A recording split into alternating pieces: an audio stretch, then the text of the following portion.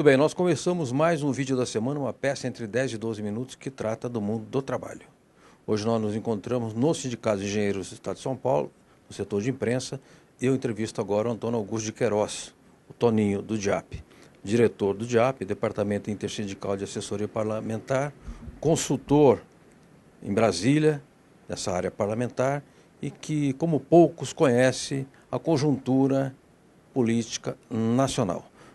Toninho, você, quando olha para o Bolsonaro, presidente da República, você acha que o Bolsonaro olha o futuro ou olha o passado? Eu acho que o Bolsonaro foi eleito muito motivado para fazer um acerto de conta com o passado, com aquelas pessoas que têm uma perspectiva de vida, uma visão de mundo que conflita com a visão que ele tem, que é uma visão muito intolerante, muito politicamente incorreta e pouco preocupado com aqueles mais vulneráveis, né?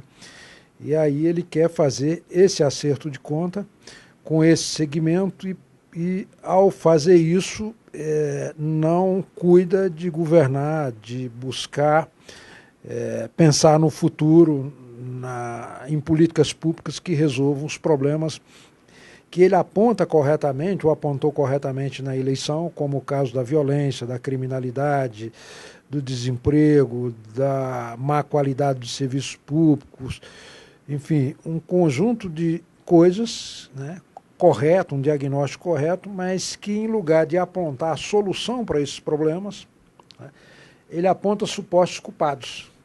E aí se volta para o passado para fazer um acerto de conta. Isso é trágico, porque divide a população brasileira e atinge mais fortemente aqueles que são vulneráveis, que dependem de uma prestação do Estado, que dependem da solidariedade e de uma visão mais voltada para os direitos humanos, uma visão mais coletiva. E o presidente não tem esse tipo de visão, pelo contrário, ele quer investir no individualismo, investir no deboche, no politicamente incorreto. Isso é extremamente preocupante, porque não ajuda e tem uma visão extremamente preconceituosa do papel do Estado. Ele acha que tudo que está associado ao Estado tem relação com corrupção, custa mais caro do que no setor privado, enfim, é ineficiente, ou seja, tem uma visão e acha que o Estado está aparelhado pela esquerda e, portanto, essa visão completamente alienada da realidade vai fazer com que ele perca uma oportunidade muito grande de dar um salto de qualidade nesse país, trazendo de volta o desenvolvimento, porque a vontade política do setor empresarial, à disposição dos trabalhadores, à disposição dos demais poderes, do judiciário, do legislativo, mas o presidente não está preocupado em solucionar problemas, ele está preocupado em punir os seus adversários do passado. Agora, Antônio, na democracia, no Estado de Direito, o Congresso Nacional, quando pode, faz um contraponto, mesmo quando o Executivo é atrasado, agressivamente atrasado. Nós temos essa chance. O Rodrigo Maia tem se revelado, embora de perfil liberal, ele conversa, ele é de diálogo.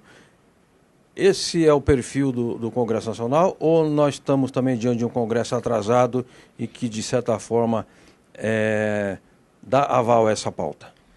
Pois é, nós estamos diante de um Congresso que foi eleito num ambiente político conflagrado, com a população dividida, com uma visão moralista, justiceira, monumental, com uma série de preconceitos guiando esse processo. E isso é extremamente temerário. Você tem uma contradição inexplicável. Você tem um Congresso que é o Congresso de maior diversidade da história do país. Lá tem um maior número de jovens, maior número de negros, maior número de mulheres, representação indígena, número de parlamentares em primeiro mandato muito significativo, maior número, parlamentares conectados às redes sociais, mas, a despeito de tudo isso, é o Congresso mais conservador do período pós-redemocratização.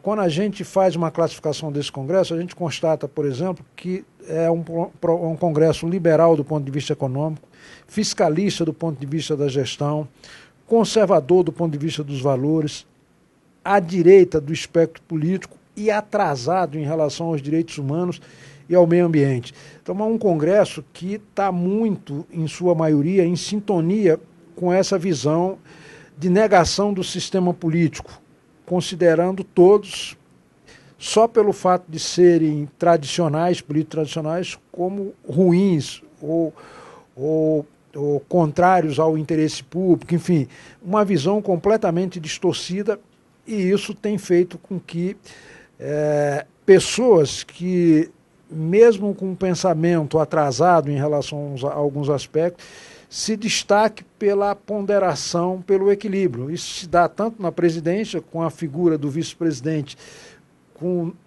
frente ao descalabro, à loucura que é o pensamento do presidente, se apresentando como alguém equilibrado, e no próprio Congresso, né? O Rodrigo Maia é um homem liberal do ponto de vista econômico e fiscalista do ponto de vista da gestão, que acha que o Estado tem que reduzir a sua presença na prestação de serviço, no fornecimento de bens, etc., e que tem que fazer uma reforma da Previdência dura, apoiou a reforma trabalhista, o congelamento do gasto público, que vai punir os mais pobres, mas é visto como uma voz ponderada diante desse deserto de inteligência, de capacidade, de visão solidária, né? Mas o fato é que o ambiente é muito desfavorável e esse Congresso não ajuda. Então nós vamos depender muito da imprensa para fazer uma crítica qualificada, para chamar atenção para essa ausência de calibragem, esses excessos.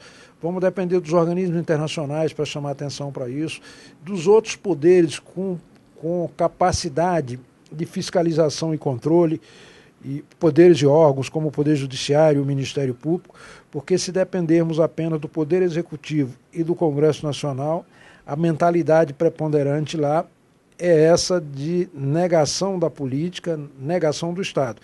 E quando não existe capitalismo sem um Estado que faça os marcos regulatórios, que defina a proteção a direitos humanos, ao meio ambiente, que regule a moeda, que garanta contrato, quer dizer, o capitalismo precisa do Estado, e não há solução para os problemas coletivos fora da política. A política foi a invenção mais criativa do processo civilizatório, porque ela permite, a partir do diálogo, resolver de forma pacífica as contradições que na sociedade o indivíduo não pode nem deve avocar para si. E o presidente vem com essa ideia de que o proprietário possa sobrepor a propriedade à própria vida, ou seja, utilizar de arma, matar, atirar sem ser punido se alguém eventualmente invadir a sua propriedade. Então, é uma distorção monumental e extremamente preocupante. Nós estamos diante de um risco muito grande de um atraso, de um retrocesso civilizatório. Mas é possível corrigir, porque isso é muito decorrente de desinformação e no Brasil tem muita gente de bom senso que pode trazer esse debate para um nível racional, razoável. O presidente, quando fez a campanha, ele fez um diagnóstico correto de vários problemas, mas ele não apresentou solução para esse problema, ele apontou supostos culpados. Sim. E isso força a julgamentos morais e não a solução de problema, não ajuda no que é fundamental, que é a unidade nacional, que é um consenso em torno da solução dos problemas que prejudicam a população, né? Perfeito.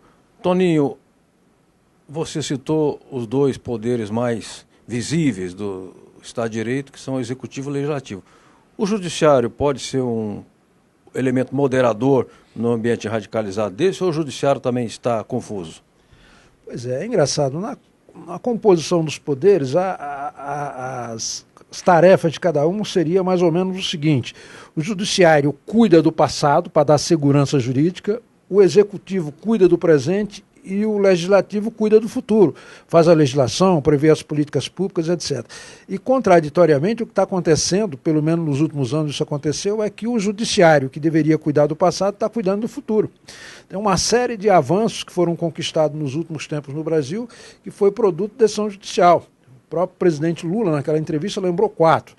A questão da célula-tronco, a reserva indígena Raposa Serra do Sol, a união homoafetiva, e também as cotas, né, que são coisas que, se dependesse do Legislativo ou do Executivo, por sua composição conservadora, jamais dariam. Mas também o Poder Judiciário tem tomado decisões que, do ponto de vista da garantia de direito, em nome de combater o déficit, ou influenciado por essa crise fiscal pela qual o país está passando, tem tomado decisões que têm preocupado enormemente a população, como, por exemplo, o reconhecimento da terceirização generalizada. Isso é uma agressão aos direitos humanos, isso fere os princípios e os fundamentos da República, né? Então o Judiciário tem esses movimentos contraditórios, mas é um órgão que vai certamente ter uma postura mais moderadora do que terá o Legislativo e o Executivo em função da sua composição e da motivação pela qual foram eleitos os seus integrantes, os seus titulares, que foram a partir da negação do sistema político. São, em sua maioria, pessoas que não têm noção clara do que são, o que fazem e como funcionam as instituições do Estado. Acham que, se acabar com a corrupção no país, todos os problemas serão resolvidos. E não é isso, né? Acabar ou diminuir a corrupção é fundamental, mas tem que enfrentar os problemas, eles não se anulam em função disso. Isso é uma manobra diversionista daqueles que não têm a capacidade de formular políticas públicas para resolver os problemas e ficam culpando ou direcionando a sua crítica apenas exclusivamente aos seus adversários políticos. Muito obrigado, Antônio Augusto Queiroz, Toninho do Diap. Muito obrigado a você que nos acompanha aqui na Agência Sindical, no vídeo da semana. Até o próximo vídeo, um forte abraço.